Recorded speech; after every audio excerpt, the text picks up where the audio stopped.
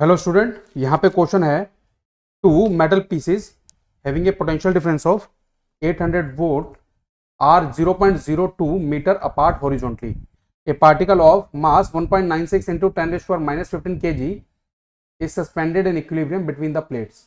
Is the elementary charge and charge on the particle is आपको बताना है। देखो यहाँ पे क्या है, ये बात तो बिल्कुल क्लियर है कि इलेक्ट्रिक फील्ड के कारण जो फोर्स लग रहा होगा उसके कारण वो जो फोर्स लग रहा होगा वो बेसिकली किसको बैलेंस कर रहा होगा, पार्टिकल के मास को, क्योंकि मास गिवन है।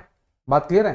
तो कुछ ऐसा हो रहा होगा, सबसे पहला कॉन्सेप्ट तो ये, कुछ ऐसा हो रहा होगा कि पार्टिकल का जो नीचे की तरफ वेट लग रहा है, नॉट मास, वेट को बैलेंस कर रहा होगा फोर्स, है ना। तो वेट जो फोर्स ऑफ ग्रेविटी वो नीचे की तरफ एम लग रहा है पार्टिकल पे, और पार्टिकल पे ऊपर की तरफ कितना फोर्स लग रहा होगा, पार्टिकल का जो चार्ज है इंटू जो इलेक्ट्रिक फील्ड होगी इस यहाँ पे, है ना, जहाँ पे पार्टिकल है।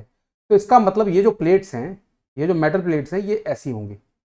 बात क्लियर है। इनको हॉरिजॉन्टली प्लेस तो किया है, इनको हॉरिजॉन्टली प्लेस तो किया है, बट इनके बीच का जो सेपरेशन है वो ये होगा 0.02 मीटर। ठीक है, ये बात क्लियर है। और इनके बीच का पोटेंशियल डिफरेंस कितना है, इनके बीच का, दोनों प्लेट्स के बीच का पोटेंशियल डिफरेंस दिया हुआ है 800 वोल्ट। ठीक है, कितना दिया हुआ है, 800 वोल्ट। तो अब बात यह है कि यहाँ पे अगर मुझे इलेक्ट्रिक फील्ड निकालनी है तो इलेक्ट्रिक फील्ड को मैं कैसे लगा सकता हूँ, V अपॉन सेपरेशन। बात क्लियर है। E इक्वल टू कितना आ जाएगा, V अपॉन डी। बात क्लियर है। ठीक है, तो ये आ जाएगा 800, मतलब मुझे जहां पे वो पार्टिकल रखा हुआ है वहां पे अगर इलेक्ट्रिक फील्ड निकालनी है, या इनके बीच में, है ना, इन प्लेट्स के बीच में अगर इलेक्ट्रिक फील्ड निकालनी है तो वो क्या आएगा, 800 डिवाइडेड बाय 0.02। बात क्लियर है। कितनी आ जाएगी ये, 4 2 4 जो 8, 4 इंटू 10⁻⁴। ये इलेक्ट्रिक फील्ड की स्ट्रेंथ आ जाएगी वोल्ट पर मीटर में। बात क्लियर है। ठीक है, अब जब इलेक्ट्रिक फील्ड आ गई है तो बहुत सिंपल सा कॉन्सेप्ट है, हमें क्या इक्वेट करना है यहाँ पे, mg equal to Q into E. ठीक है, तो मास कितना है, 1.96 into 10⁻⁻15 into 9.8 equal to charge into electric field, that is 4 into 10⁻⁴। ठीक है, बात क्लियर है।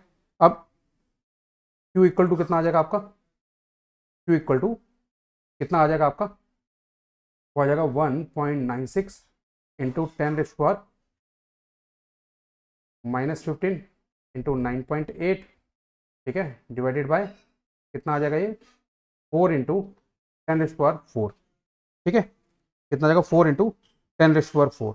और इसका जो आंसर आएगा आगे, चार्ज का जो आंसर आने वाला है वो आने वाला है 4.8 इंटू 10⁻⁻19 कूलम। ठीक है, और इसको हम ऐसे भी लिख सकते हैं 3 इंटू 1.6 इंटू 10⁻⁻19 कूलम, और ये आ जाएगा आपका 3 इंटू ई। तो आंसर क्या होने वाला आपका, ऑप्शन नंबर बी। आंसर क्या होने वाला है, ऑप्शन नंबर बी। ठीक है, तो I hope I have answered your question. Thank you very much.